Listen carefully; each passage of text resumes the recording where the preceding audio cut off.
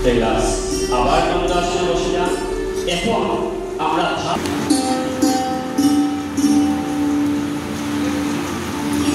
ভাত খাওয়ার পরে সেই আশঙ্কা আমরা যোগব্যায়ামের মাধ্যমে নিজের আত্মা শুদ্ধি এবং বডিকে সন্তুলিত করা এবং ঈশ্বরের সঙ্গে যোগ করা, এটাই হলো যোগাভ্যাস।